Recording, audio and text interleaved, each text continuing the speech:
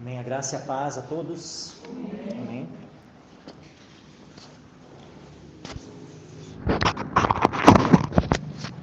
Peço que os irmãos abram a escritura do Evangelho de Marcos, capítulo 2.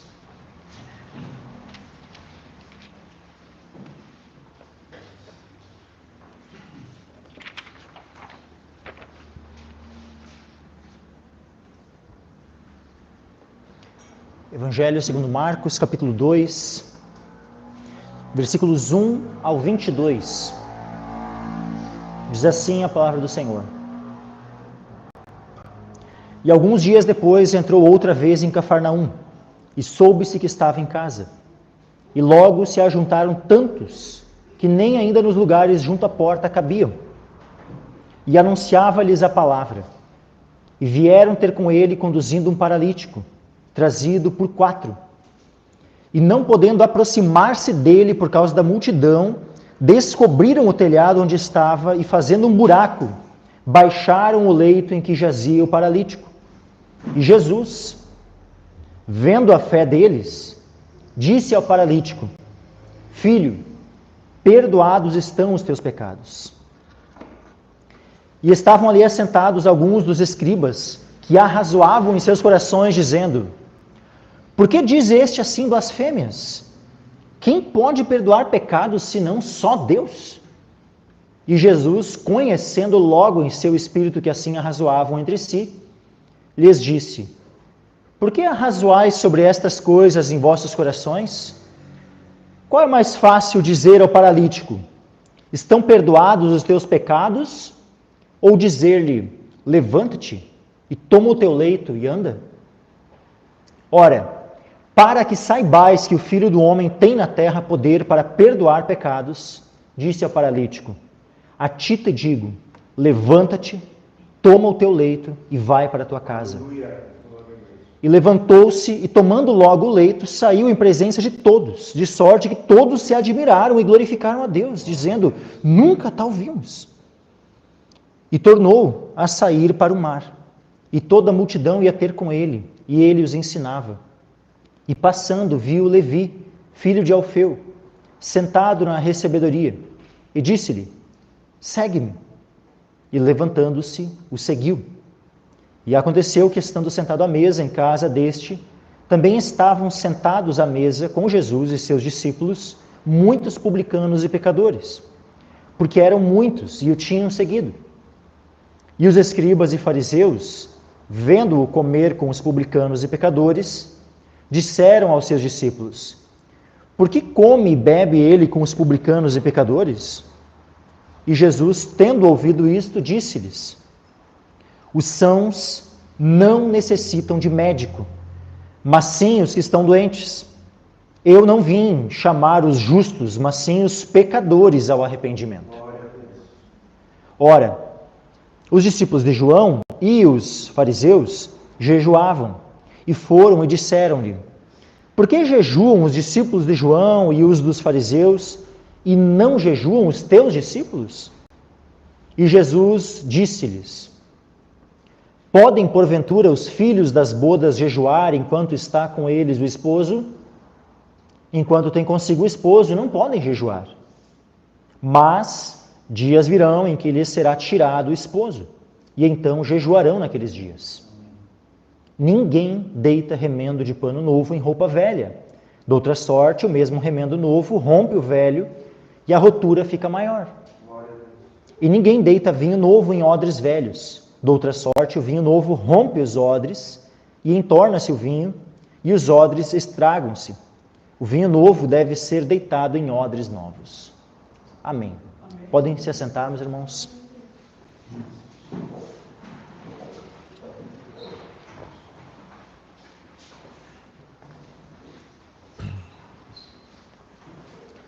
Então, dando continuidade aqui à exposição do Evangelho de Marcos, capítulo 2, versículo 1, diz assim a palavra do Senhor: E alguns dias depois, entrou outra vez em Cafarnaum, e soube-se que estava em casa.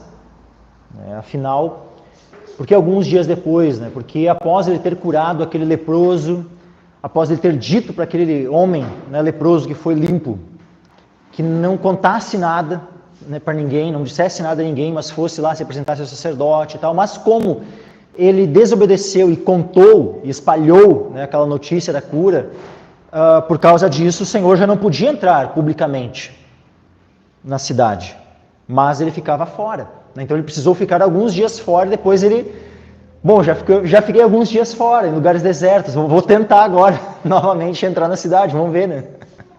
E aí, então, ele alguns dias depois entra outra vez em Cafarnaum, mas olha só, soube-se que estava em casa. Quando o pessoal soube que Jesus estava em casa, todo mundo, né? Todos afluíram para lá.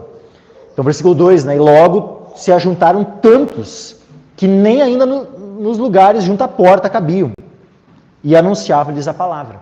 Então, né, a casa que provavelmente, né, apesar de não dizer aqui, mas é provável que fosse a casa de Pedro, né, a mesma casa onde ele estava antes, né?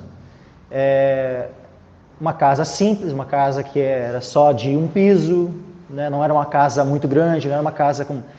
Mas o povo estava todo ali, né, preenchendo todo o interior daquela casa e tudo na volta, assim, a ponto que nós vemos, né? Nem ainda nos lugares junto à porta cabiam. Imagina, sabe, esse local aqui cheio de gente aqui, que a gente não tem nem cadeira mais, um monte de gente de pé e tal, e mesmo ali fora, assim, né? Gente atulhada ali para... É algo semelhante, assim, né? Ou seja, era algo muito tremendo, assim, né? Todo mundo querendo ouvir o Senhor, querendo... Alguns ali, por várias motivações, né? Alguns querendo ouvir o ensinamento do Senhor, outros querendo uma cura, outros querendo algum tipo de bênção, mas estavam ali. Agora, o que o Senhor fazia? O Senhor, conforme ele já havia dito, né, no capítulo anterior, quando Pedro, né, e os demais o procuravam e chegaram até onde ele estava lá orando, o que ele disse? Ele disse no versículo 38, né, do capítulo 1, vamos às aldeias vizinhas para que eu ali também pregue, porque para isso vim. Então vejam que muito mais importante do que as curas, do que curar o corpo, muito mais importante que isso é a pregação do Evangelho, a pregação da Palavra de Deus. E esse era um objetivo que estava acima, que estava à frente do operar milagres. Por mais que o Senhor fez o bem, por mais que o Senhor operou muitos milagres, mas mais importante do que isso era a pregação da Palavra, a pregação do Evangelho. E aí então o que nós vemos aqui? Todo mundo estava ali junto, mas o que o Senhor fazia? Ele... Final do versículo 2, capítulo 2, versículo 2. E anunciava-lhes a palavra.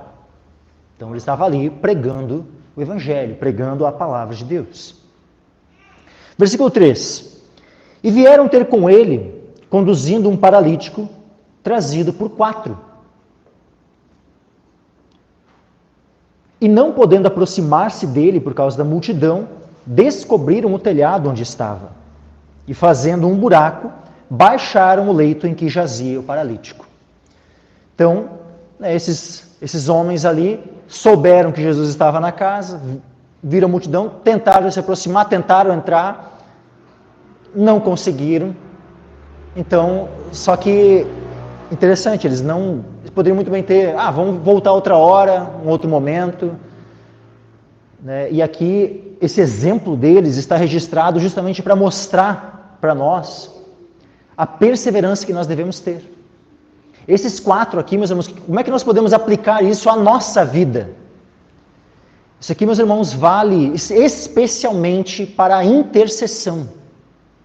Para a intercessão, ou seja, quando nós temos um amigo, um irmão, um parente, sabe, qualquer pessoa que nós queremos que o Senhor Jesus abençoe, que o Senhor Jesus opere algo na vida dessa pessoa, seja uma cura física ou seja alguma outra necessidade que o Senhor possa atender. Da mesma forma como esses 4 amigos daquele paralítico, nós vamos interceder. Só que essa intercessão, ela deve ser perseverante, meus irmãos. Amém. Nós não podemos, na primeira dificuldade, né, no primeiro, intercedemos uma vez, tentamos. Deus não operou, então a gente pega e desiste, né, eu fiz minha parte, eu orei. Não, nós devemos perseverar. Devemos continuar intercedendo. Continuar. Ultrapassando qualquer barreira que tiver. Bah, a multidão está ali na frente. Não importa, vamos dar um outro jeito. Vamos pegar, olharam, ó, dá para subir ali e tal, a gente chega lá pelo teto, vamos fazer um buraco no teto, botar ele lá para dentro, direto da frente, onde a gente mais ou menos vê que Jesus está. Essa foi a alternativa, e foram, não se deixaram parar, né, por qualquer barreira, né, que tivesse. Sabe aquela música, né, quando fala assim, rompendo em fé, é bem nesse, né, ou seja, é uma fé que rompe, que não vai, tipo, paralisar diante de qualquer dificuldade, qualquer circunstância que se coloque à frente, que segue avante, vai e ultrapassa as dificuldades.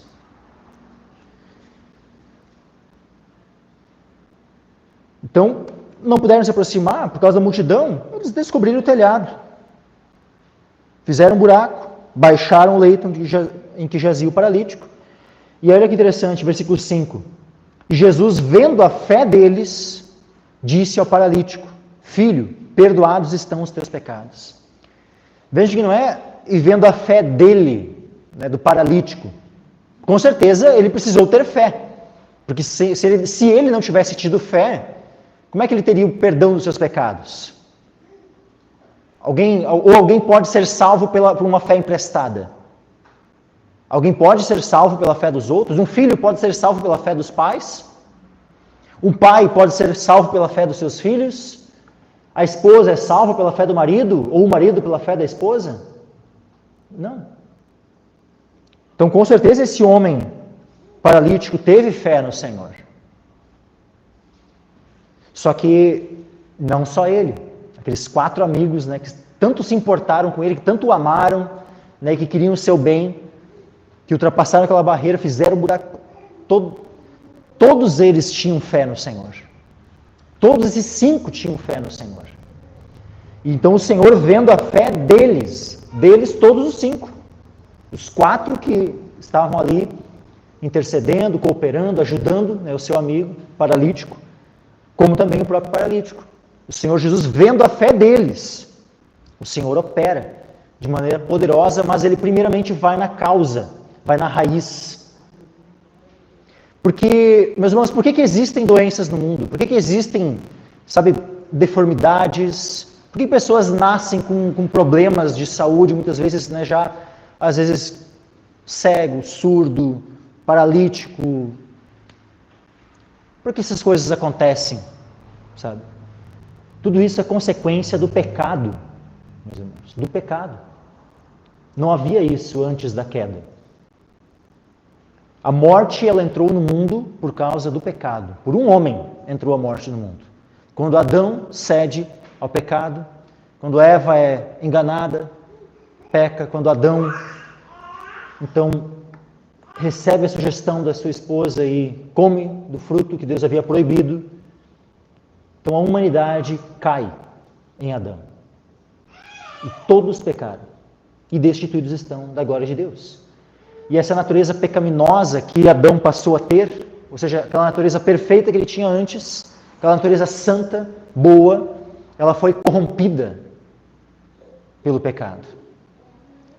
Ela foi depravada, totalmente depravada pelo pecado. E dessa forma, então, toda a descendência de Adão e Eva já nascem completamente depravados. Essa é a doutrina chamada depravação total. Então, todos nascem no pecado, todos nascem, então, sujeitos a doenças, a enfermidades.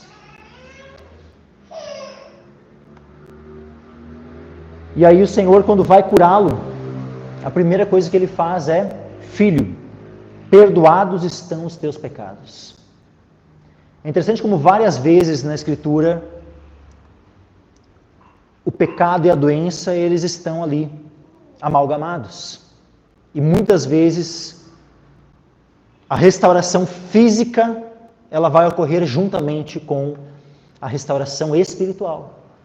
Quando nós vemos lá em Tiago, por exemplo, aquela instrução sobre aquele que está doente, olha que interessante como há uma conexão. Tiago, depois de Hebreus, tá?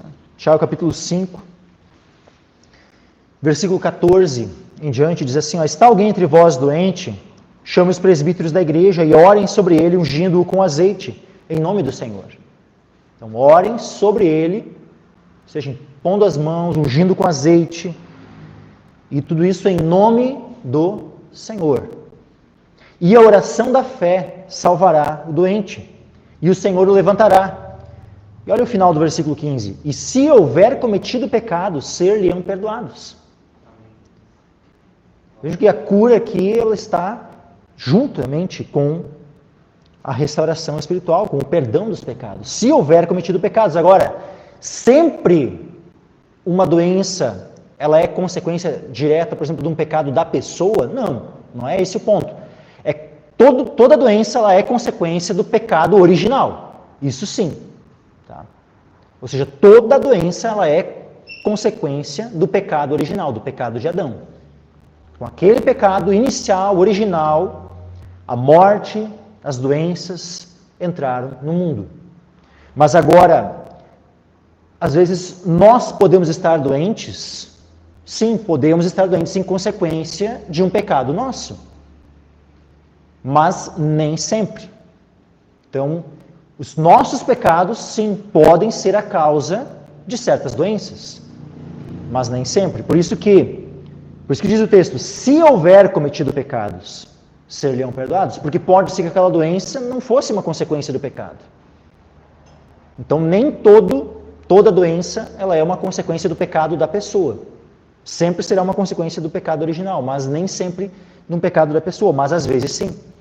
Então vejam que quando alguém participa da ceia indignamente, ela não pode sofrer uma disciplina, como disciplina o ficar doente? Pode. Afinal, o texto lá de 1 Coríntios 11, que nós lemos toda a ceia, nós lemos ali, não diz lá sobre a questão das doenças? 1 Coríntios, capítulo 11, versículo 29 e 30.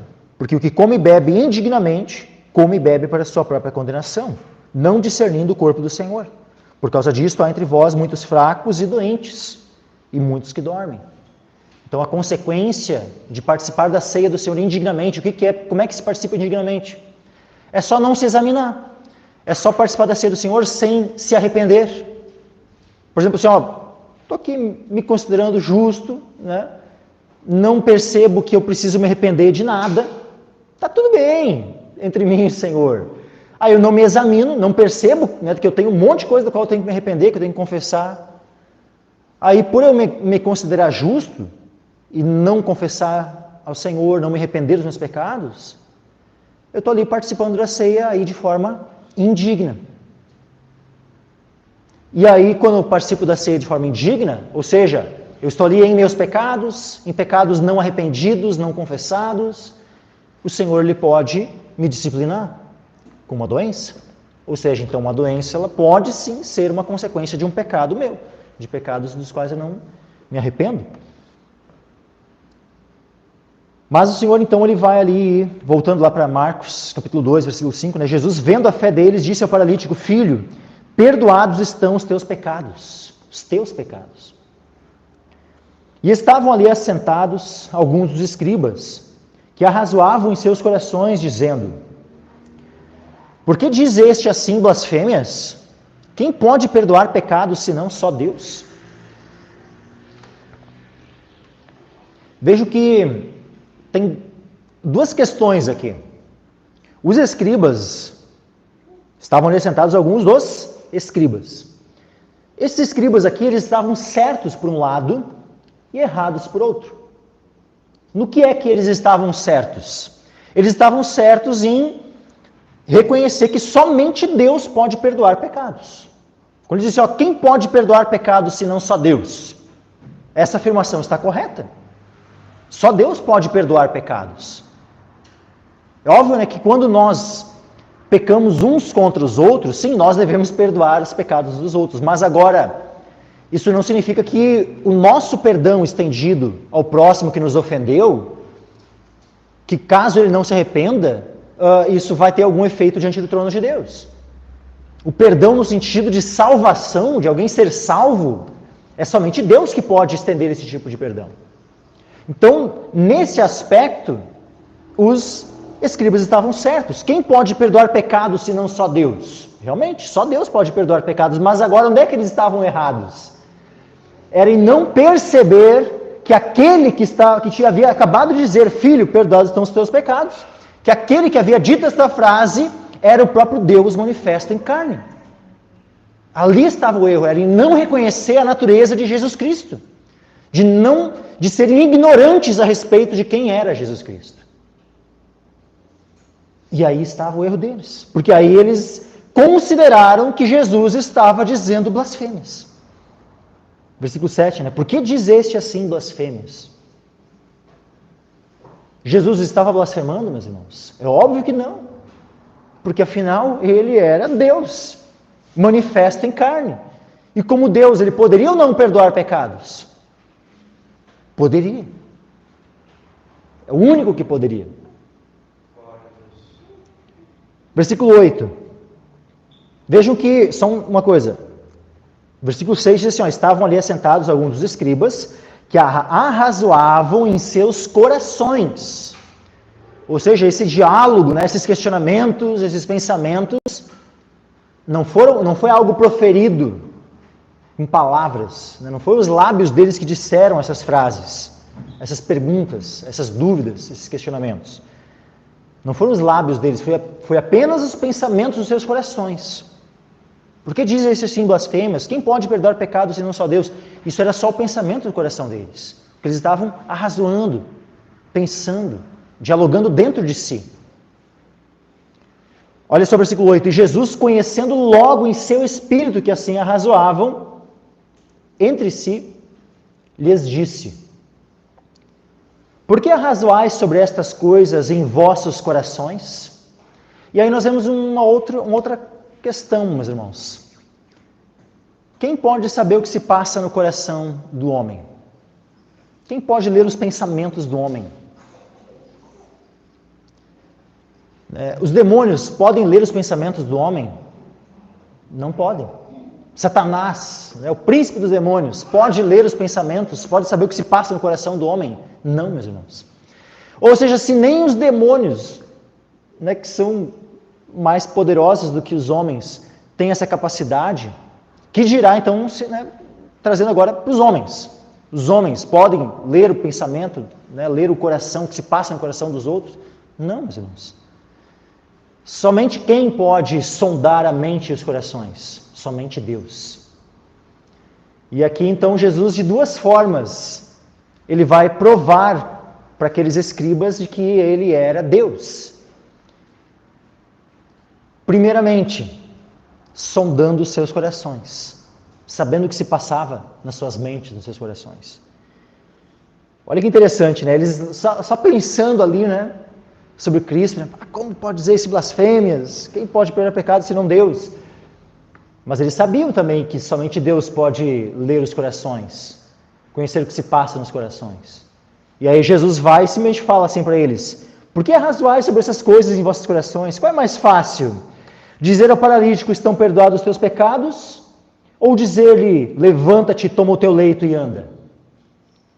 Pensa como é que ficou a cara ou o coração daqueles escribas, diante dessa pergunta de Jesus. Tipo assim, epa, peraí, como assim?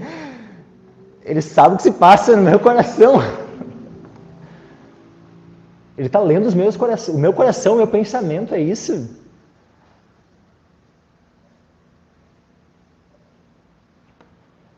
Aí olha o versículo 10. Ora, para que saibais que o Filho do Homem tem na terra poder para perdoar pecados. Eles haviam feito esse questionamento publicamente assim? Não. Só pensaram. Mas olha só, para que saibais que o Filho do Homem tem na terra poder para perdoar pecados, disse ao paralítico: a ti te digo, levanta-te e toma o teu leito e vai para a tua casa. Ou seja, que ele prova por meio da cura daquele homem. Se ele fosse um blasfemo, se ele fosse alguém que estava ali arrogando assim um poder que ele não tinha, será que ele poderia curar aquele homem, meus irmãos? Se ele fosse simplesmente um homem cheio de si, né, que pensamentos muito elevados a respeito de si mesmo, né, achava que tinha o poder de perdoar pecados, mas não tivesse, poderia operar um milagre desses? De modo algum, meus irmãos. Então, o fato de ele poder falar, né, e para ele, tipo assim, o que é mais fácil? Dizer ao paralítico: estão perdoados os teus pecados, ou levanta-te, toma o teu leito e anda? O que era mais fácil para ele? Ambas as coisas eram fáceis para o Senhor, meus irmãos. Para Deus nada é impossível. Para Deus nada é impossível. Então, tipo assim, não havia dificuldade alguma ao Senhor. Nem para dizer: teus pecados estão perdoados, e nem para dizer, como ele diz, né? A ti te digo, levanta-te, toma o teu leito e vai para a tua casa. E ao falar isso, o que acontece? Versículo 12: levantou-se e, tomando logo o leito, saiu em presença de todos, de sorte que todos se admiraram e glorificaram a Deus, dizendo: nunca tal vimos. Vejam, meus irmãos, que é dito que alguns se admiraram, é dito que muitos se admiraram. É isso que está escrito? Não. É dito e todos, de sorte que todos se admiraram. E como vem na sequência e glorificaram a Deus, significa também, não mudou o sujeito aqui. Então, o mesmo sujeito dos que se admiraram, e que é todos, é o mesmo sujeito do que glorificaram a Deus. Todos também. Então, todos eles, todos que estavam reunidos ali, se admiraram e também todos glorificaram a Deus. Ou seja, mesmo aqueles escribas que estavam arrazoando em seus corações, dizendo: por que dizeste assim blasfêmias? Quem pode perdoar pecados senão Deus, senão só Deus? Estes mesmos que estavam tendo esses pensamentos, eles se admiraram e eles glorificaram a Deus, dizendo: nunca tal vimos. Isso é muito tremendo, meus irmãos. O Senhor causou um impacto muito forte, muito tremendo no coração daqueles escribas ali. Além, óbvio, né, de todos os demais que estavam naquele local. Voltando no versículo 10. Ora, para que saibais que o Filho do Homem tem na terra poder para perdoar pecados. Vejam que aqui é a primeira vez que o Senhor, né, no Evangelho de Marcos, né, que o Senhor faz menção a respeito de si, como Filho do Homem. Para que saibais que o Filho do Homem tem na terra poder para perdoar pecados. Quando ele fala a respeito de si próprio, usando esse título, Filho do Homem, ele está fazendo referência ao quê, meus irmãos? Ele está fazendo uma referência implícita de que ele é o Messias. De que ele é o Messias. E também de que ele é o Deus encarnado, Deus que se fez carne, Deus que se tornou homem, que se fez homem. Ambas as verdades. Tanto a verdade da encarnação está sendo afirmada quando Jesus se refere a si mesmo como Filho do Homem, ou seja, ele não era apenas um ser divino, não era apenas alguém que era Deus e tinha apenas uma aparência, né, de humanidade. Não, ele era verdadeiramente homem. Ele se fez homem, ele foi concebido no ventre de Maria e ele assumiu uma natureza humana perfeita. Então ele era o Filho do Homem. Mas isso não aponta apenas para a humanidade de Cristo. Aponta também para o fato de ele ser o Messias, o ungido, o Cristo. Por quê, meus irmãos? Profecia lá de Daniel, capítulo 7. Daniel, capítulo 7.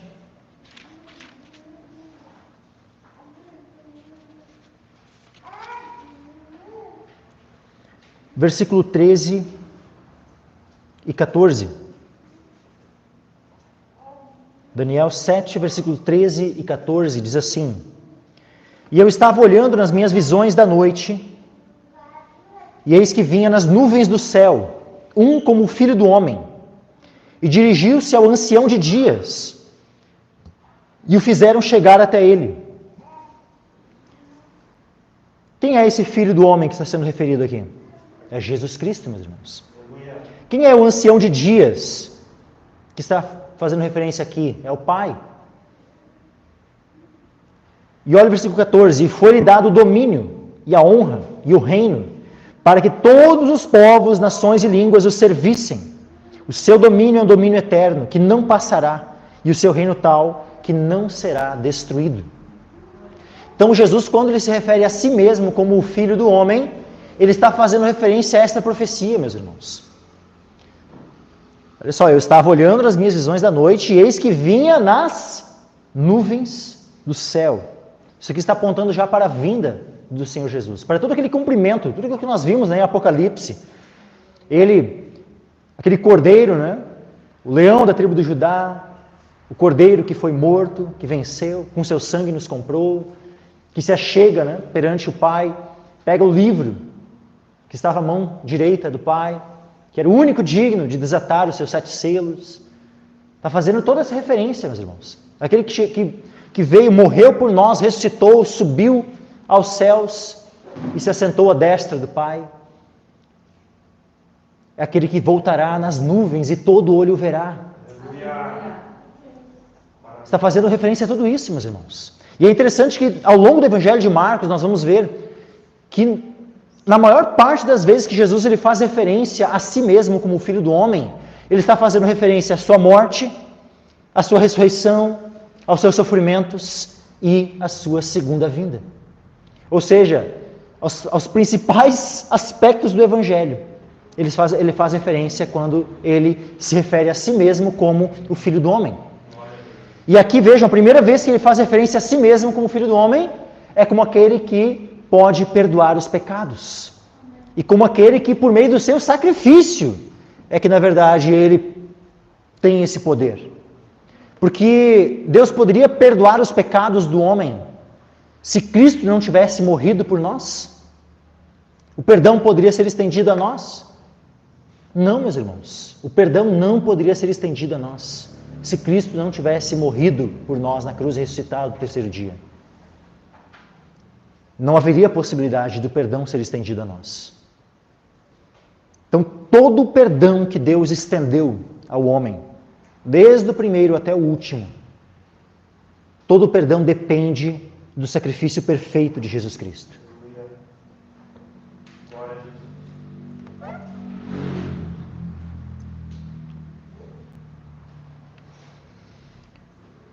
Versículo 13, Marcos 2, versículo 13, diz assim: e tornou a sair para o mar, e toda a multidão ia ter com ele, e ele os ensinava. Veja, novamente, né, ele vai para um outro contexto, vai agora para o mar, a multidão vai novamente ter com ele. O que ele continua fazendo? O objetivo pelo qual ele veio. Vamos às aldeias vizinhas, para que eu ali também pregue, porque para isso vim. Ele veio para pregar. Mais do que curar. Nós vimos aqui o milagre, né, ele curando um paralítico. Mas mais importante do que as curas que ele operava era a sua pregação. Então ele novamente estava ali ensinando. Tornou a sair para o mar, toda a multidão foi ter com ele, ia ter com ele, e ele os ensinava. Após a pregação, versículo 14, passando, viu Levi, filho de Alfeu, sentado na recebedoria, e disse-lhe: segue-me. E levantando-se, o seguiu. Aleluia. É muito tremendo isso, meus irmãos. Muito tremendo esse chamado do Senhor, né? O que nós vemos? Nós vemos Mateus chegando até Cristo, dizendo: Senhor, eu posso te seguir? Ou nós vemos Cristo, ele lá sentado no trabalho dele, na recebedoria, ele era um publicano, cobrador de impostos, estava lá no local dele de trabalho, Jesus chega lá para ele, simplesmente diz uma frase, bem curta: segue-me. Ele não argumentou com Mateus, não disse por quanto tempo seria, não disse como é que se daria tudo isso, ele simplesmente disse: segue-me. Mateus não questionou, Mateus não perguntou os termos, Mateus simplesmente o que ele faz? levantando-se o seguiu. Então nós vemos, meus irmãos, o poder da palavra do Senhor. E nós vemos também, aprendemos aqui com Mateus, qual deve ser a nossa disposição em obedecer quando o Senhor fala conosco. Deve ser uma disposição pronta, imediata, sem questionar, sem perguntar os motivos ao Senhor. As consequências da nossa obediência ao Senhor, as consequências são do Senhor. Ao Senhor compete, não a nós, analisar essas consequências. Mas a nós cabe obedecer ao Senhor. E vejam que Ele faz isso não com temor, não com pesar, Ele faz isso com alegria, meus irmãos. Por que nós percebemos que Ele faz isso? Ele obedece ao Senhor, Ele segue, né, e Ele faz isso com alegria. Pela sequência, só levantando-se e seguiu. Versículo 15, e aconteceu que estando sentado à mesa em casa deste quem? De Levi, na casa de Levi. Esse Levi aqui é o mesmo Mateus, o evangelista Mateus, um dos apóstolos, um daqueles que posteriormente o Senhor escolhe como um dos 12 apóstolos. Estando sentado à mesa em casa deste, ou seja, Jesus estando sentado à mesa em casa deste, ou seja, em casa de Levi, que foi o que recém foi referido. Por isso, em casa deste. Levi é dito lá no Evangelho de Lucas que ele dá um grande banquete. Ele oferece um grande banquete. Por isso que estavam sentados na casa dele à mesa, para comer, para participar desse grande banquete, ou seja, uma festa que Mateus deu, por causa do chamado que ele recebeu do Senhor.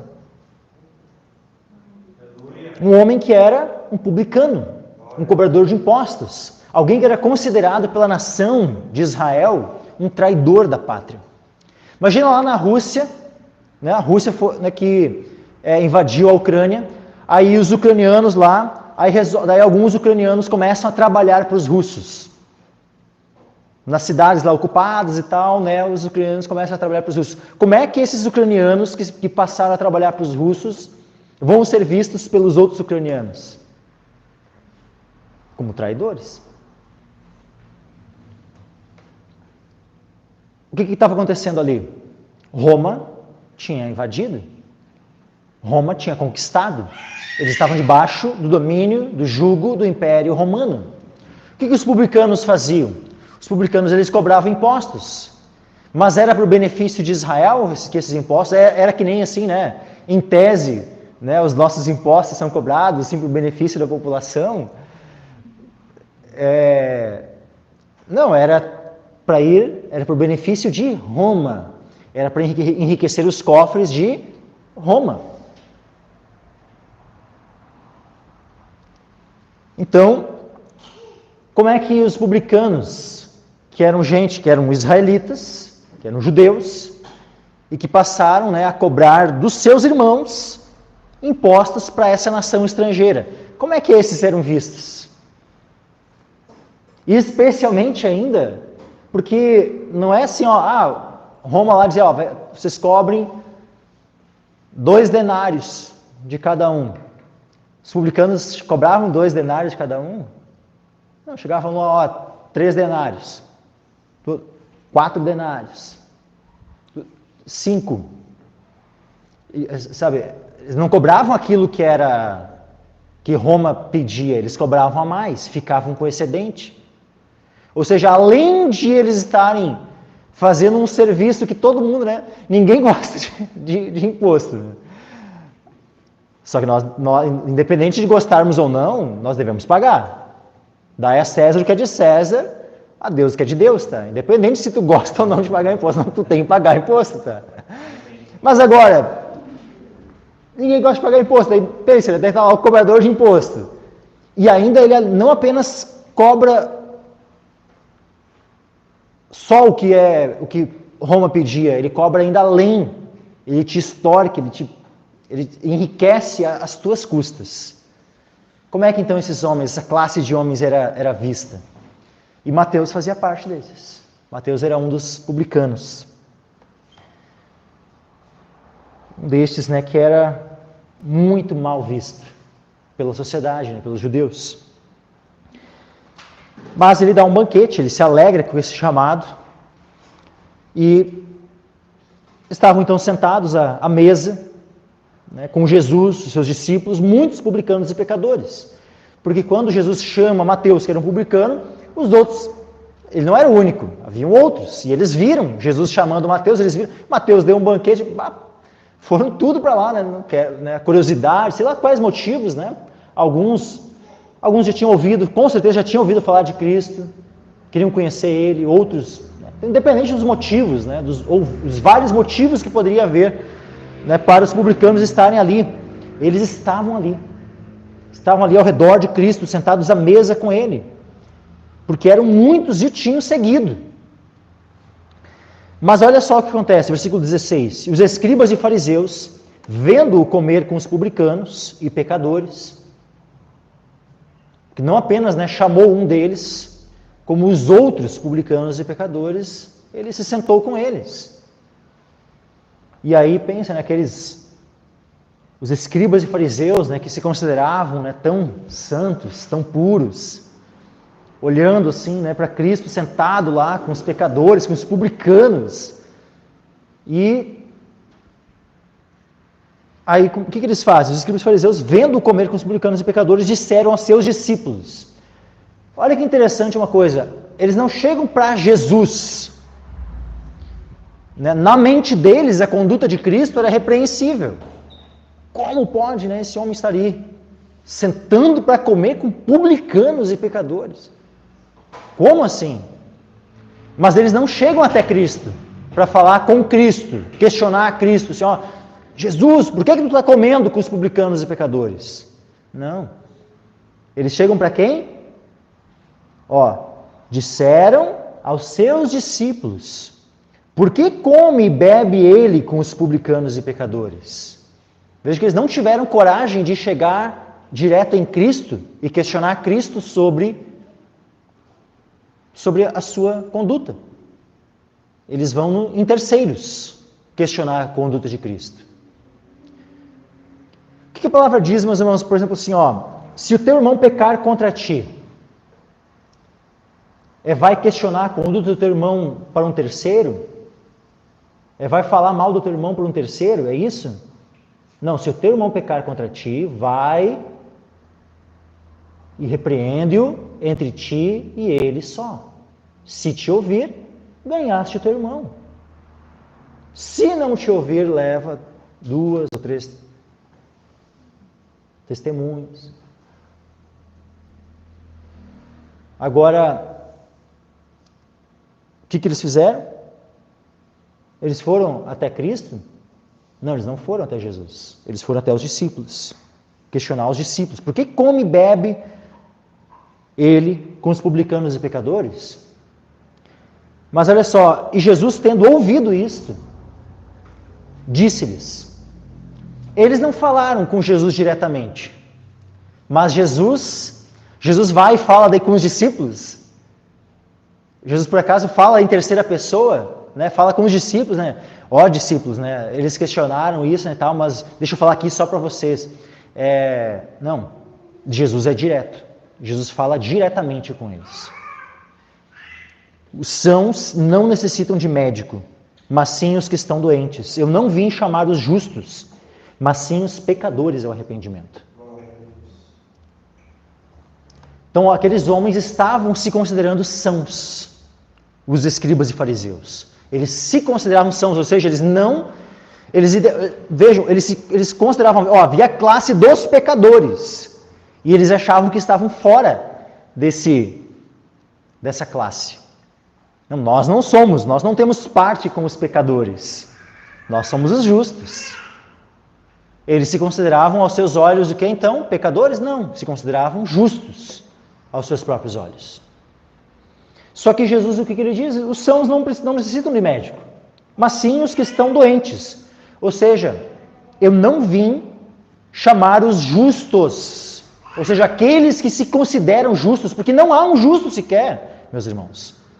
Não há um justo sequer. Mas agora existem aqueles que se consideram, numa visão errada, no entendimento errado de quem são, se consideram justos. E não é para estes que o Senhor veio. Estes não têm chance de arrependimento, enquanto não perceberem que são pecadores. Porque somente quando se perceberem pecadores é que poderão se arrepender dos seus pecados e serem então perdoados. Mas enquanto se considerarem justos, que necessidade de arrependimento tem o justo? Um justo não precisa se arrepender, mas agora um pecador precisa. E como todos nós somos chamados ao arrependimento, primeiramente nós precisamos perceber a nossa natureza. Precisamos perceber que somos pecadores. Precisamos bater no peito e dizer: tem misericórdia de mim, pecador. Os sãos não necessitam de médico, mas sim os que estão doentes. Queremos ser curados pelo sangue de Cristo, então precisamos recorrer a esse sangue como necessitados dele, e não como aqueles que não precisam desse sangue. Se nós precisamos, nós vamos reconhecer que nós somos pecadores, que precisamos ser lavados no sangue de Jesus. Então eu não vim chamar os justos, mas sim os pecadores ao arrependimento. Veja que o Senhor Jesus, ele chama os pecadores, não simplesmente só para ter comunhão com os pecadores.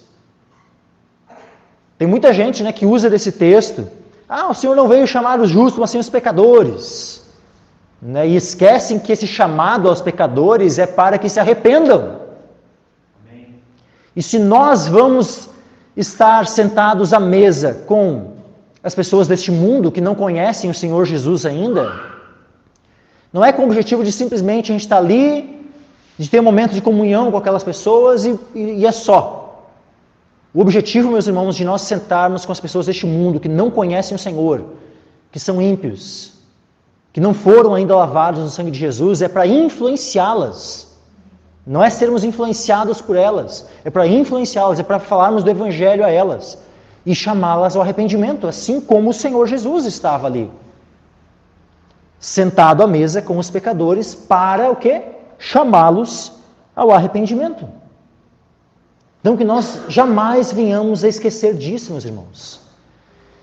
Que sempre haja essa intenção no nosso coração.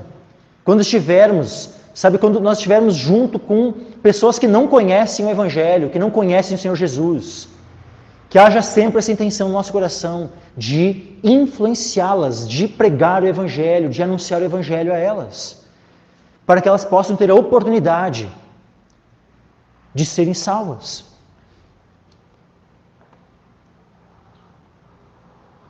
Que o sentar à mesa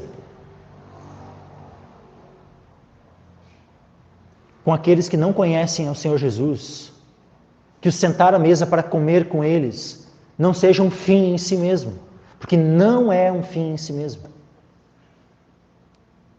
O objetivo final é chamar os pecadores ao arrependimento. E que esse seja o propósito de cada um de nós.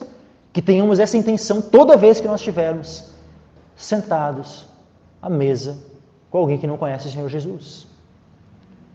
Não apenas comer e deu, vai cada um para um lado e é isso. Que haja uma intenção no nosso coração.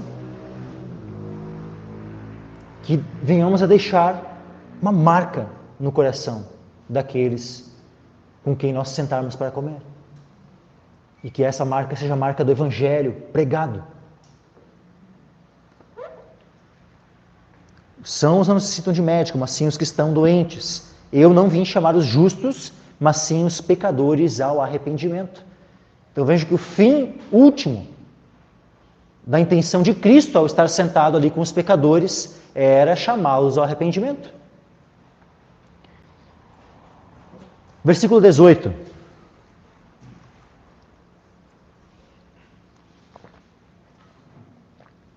que acontece? Vejam que diz assim, ora, os discípulos de João e os fariseus jejuavam. E foram e disseram-lhe: por que jejuam os discípulos de João e os dos fariseus e não jejuam os teus discípulos? Vamos lá.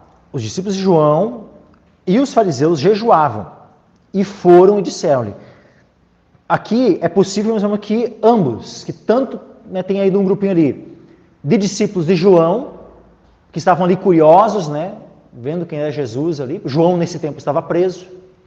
Então, eram alguns que haviam sido discípulos de João, mas que ainda não haviam se tornado discípulos de Cristo. Ora, os discípulos de João e os fariseus jejuavam. E foram e disseram-lhe. Esse foram e disseram-lhe, novamente, pode ser alguns discípulos de João e mais alguns dos fariseus, mas pode também só ser parte desse último. Os discípulos de João e os fariseus jejuavam, pode ser apenas uma informação de que o jejum era praticado pelos discípulos de João e também pelos fariseus. Isso pode ser uma informação e não necessariamente que esses dois grupos tenham ido questionar Jesus. Tá? Mas a questão é, foram e disseram a Cristo. Veja que agora eles se dirigem a Jesus. Mas eles foram e se direcionaram a Jesus, mas eles questionaram a conduta de quem? De Jesus? Não, a conduta dos discípulos. Então vejam, primeiro eles questionam a conduta de Jesus para os discípulos. Agora eles fazem o inverso. Eles questionam a conduta dos discípulos para Jesus. Tipo assim, a hora que eles deveriam falar com Cristo, eles falam com os discípulos. A hora que eles tinham que falar com os discípulos, eles falam para Jesus. Vai entender, né? Os discípulos de João, então, foram, aí os fariseus jejuavam, foram, disseram-lhe, por que jejuam os discípulos de João e os dos fariseus, e não jejuam os teus discípulos? Aí, essa resposta de Cristo é tremenda, né? E Jesus disse-lhes, podem porventura os filhos das bodas jejuar enquanto está com eles o esposo? Enquanto tem consigo o esposo, não podem jejuar. Então imagina eu ter convidado para uma festa de casamento. Se tu é convidado para uma festa de casamento, tu vai fazer um propósito de jejum no dia do casamento, para chegar lá na festa de casamento e tá lá aquele banquete e tal, e aí na hora de comer, daí, né, tu não vai comer? Não, estou em jejum. Quem é que vai fazer um propósito de jejum? Exatamente, sabe que foi convidado para o casamento e vai lá e me faz o propósito. Tu vai até ofender aqueles que te convidaram. A gente te convida, tu vai justamente nesse dia fazer um propósito de jejum. Não tem tantos outros dias que tu poderia, né, fazer o propósito assim, é bem assim e tal, mas agora nesse dia que a gente deveria estar aqui se alegrando, né, estando em comunhão juntos aqui, tu vai nesse dia fazer um propósito de jejum. Vê, Jesus mesmo reconhece isso, não fecha, não tem lógica uma coisa dessas. Podem, porventura, os filhos das bodas jejuar enquanto, né, está com eles o esposo? Enquanto tem consigo o esposo, não podem jejuar. Nessa comparação aqui, quem é o esposo? O esposo é Cristo. Quem são os filhos das bodas? Né? São os convidados especiais. Os filhos das bodas, que eram os principais convidados, aqueles mais importantes. E quem eram estes?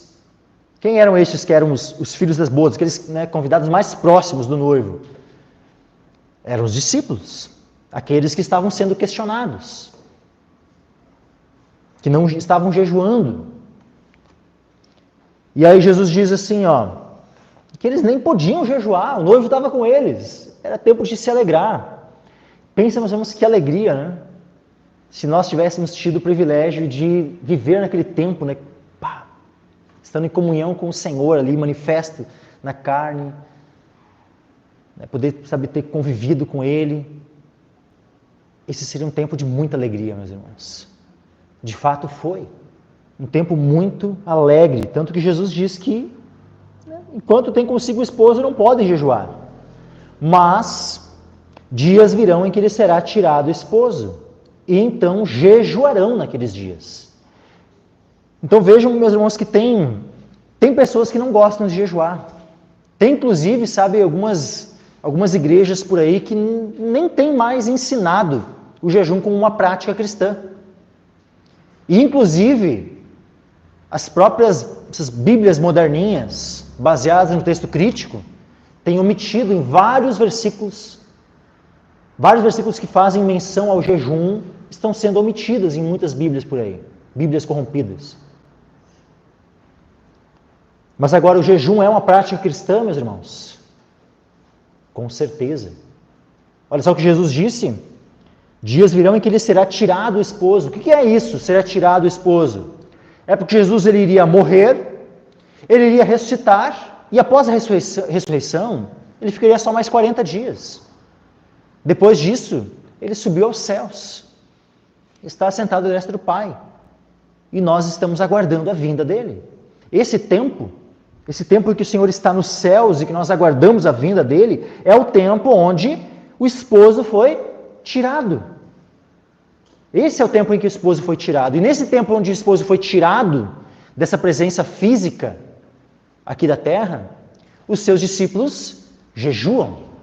Então, porque o Senhor disse, né? Foi o Senhor disse, então, mas dias virão em que lhe será tirado o esposo. E então jejuarão naqueles dias. Esses dias são desde a ascensão de Cristo, lá em Atos capítulo 1, nós vemos, também no final, né, do Evangelho de Lucas, no final do Evangelho de Mateus, nós temos ali mas especialmente, né, no final do Evangelho de Lucas, final do Evangelho de Marcos, no início de Atos, nós vemos ali a ascensão de Cristo. E desde aqueles dias até a vinda do Senhor, nós vamos jejuar. Então vejam, meus irmãos, que aqui Jesus, inclusive, ele nos dá um motivo para o jejum. Nós vamos jejuar porque nós almejamos, porque nós amamos, desejamos a sua vinda. Nós desejamos estar com Ele para sempre, meus irmãos. Não é dito lá em Tessalonicenses sobre a vinda do Senhor, que quando Ele vier, vejam, 1 Tessalonicenses capítulo 4. Olha só. Versículo 17. Depois nós, os que ficarmos vivos, seremos arrebatados juntamente com eles nas nuvens, a encontrar o Senhor nos ares. E assim estaremos sempre com o Senhor. E assim estaremos sempre com o Senhor.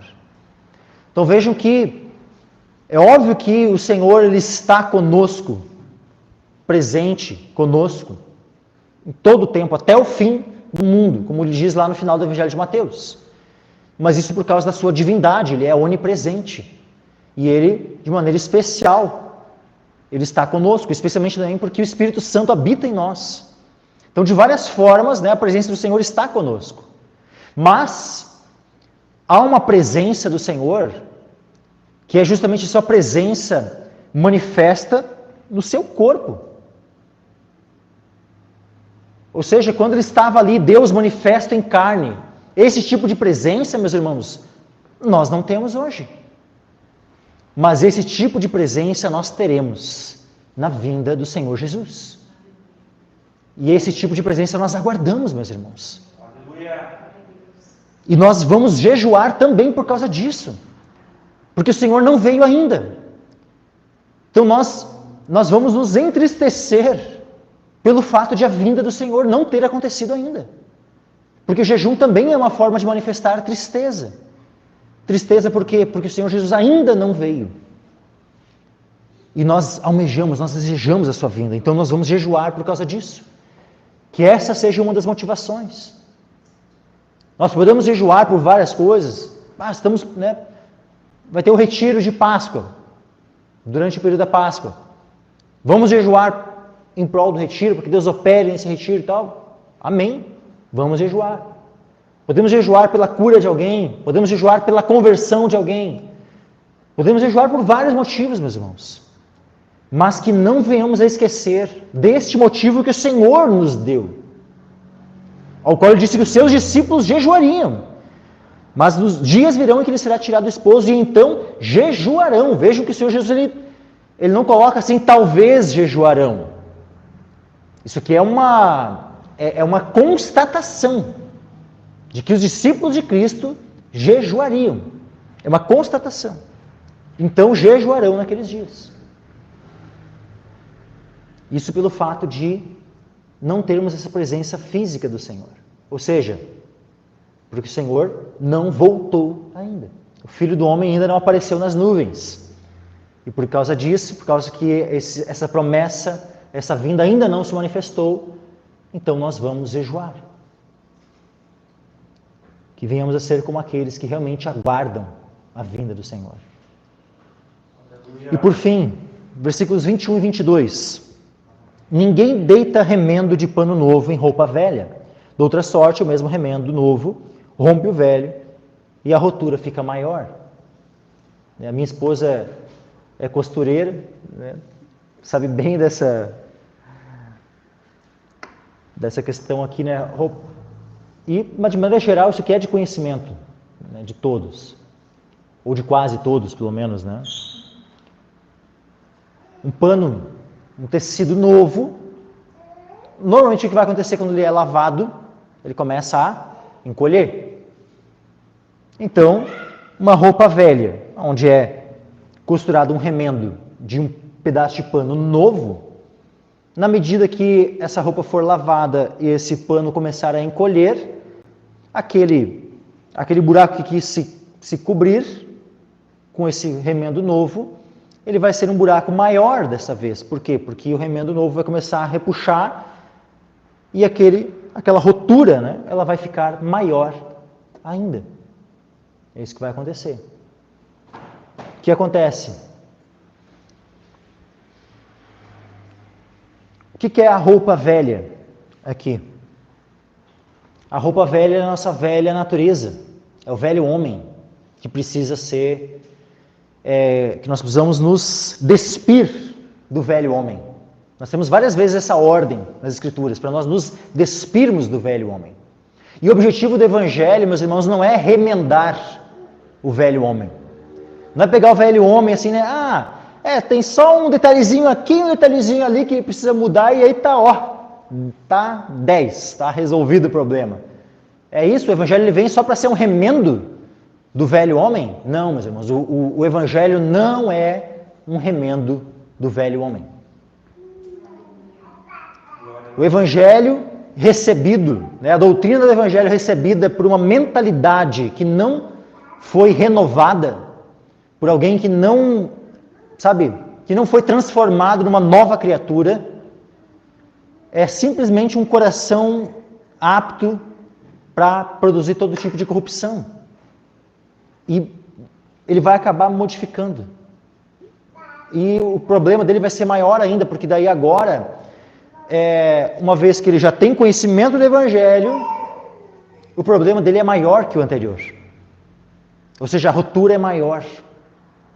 Se antes ele já tinha um problema, o problema do pecado, pelo fato de ele conhecer o Evangelho e não ter sido transformado, ou seja, não é agora toda uma veste nova, é só um remendinho. O Evangelho é só um remendinho novo naquela roupa velha. O que vai acontecer? Esse conhecimento que ele tem do Evangelho vai tornar essa condenação maior. A rotura vai ser maior, meus irmãos. Porque ele conheceu o Evangelho e não foi transformado por esse Evangelho. Então o Evangelho não é apenas um remendo. Ou nós nos revestimos de um novo homem e nos despimos do velho, ou então que não venhamos a considerar jamais o Evangelho como apenas um remendinho novo. Senão, seremos perdidos e a perdição vai ser pior.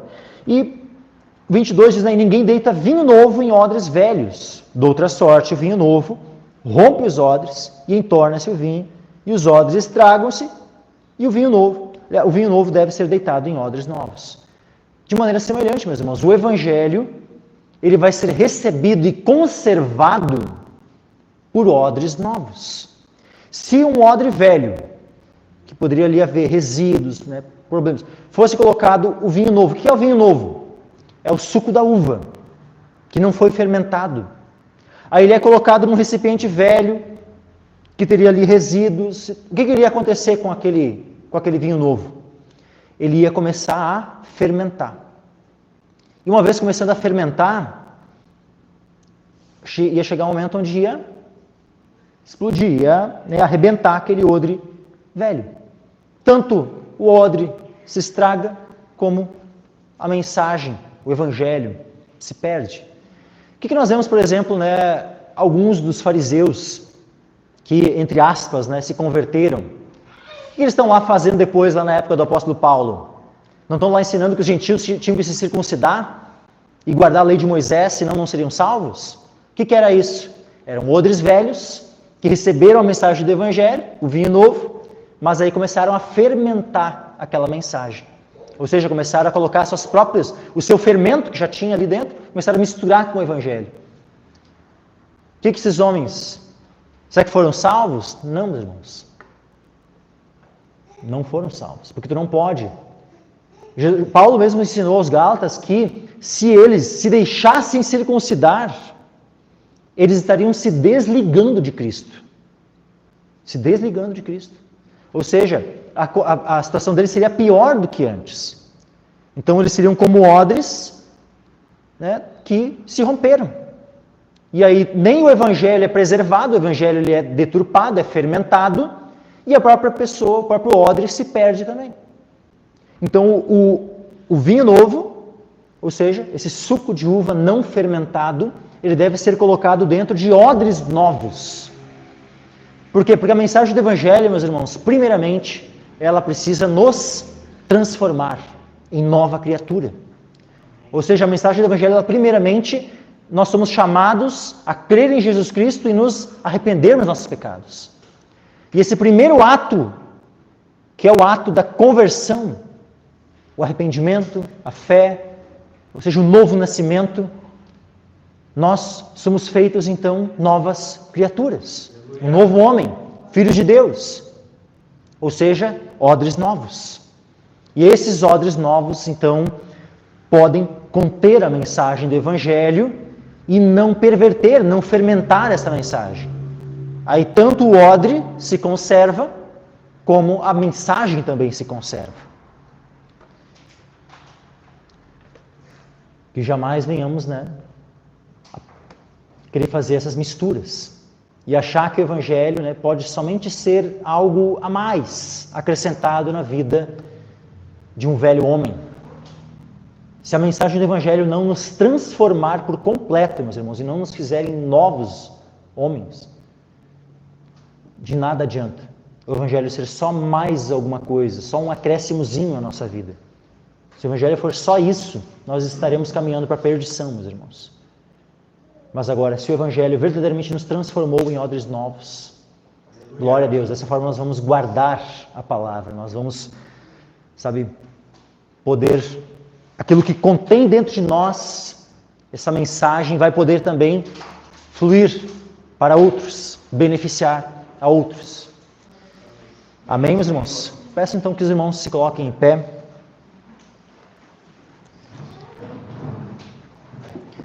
Vamos orar ao Senhor.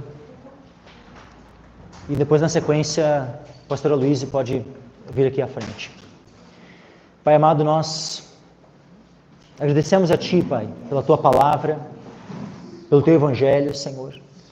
E pedimos que Tu fale os nossos corações, Senhor, e que a Tua palavra, Senhor, ela permaneça gravada em nossos corações. Que não venhamos a apostatar da fé, que não venhamos jamais, Senhor, a modificar o Teu Evangelho que nós recebemos, Senhor. Que não haja fermento em nós.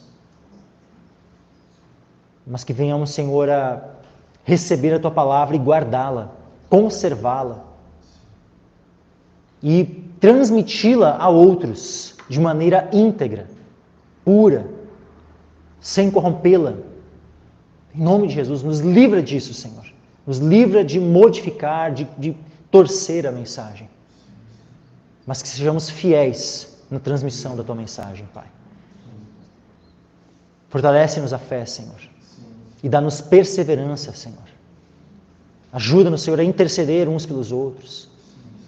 Ajuda-nos, Senhor, quando vermos, Senhor, o nosso irmão pecando, que venhamos, Senhor, a ajudá-lo, a corrigi-lo, a instruí-lo, Senhor. Que jamais venhamos, Senhor, a ter no nosso coração a intenção de falarmos do nosso irmão para outro, Senhor. Livra-nos disso, Senhor. Livra-nos da maledicência.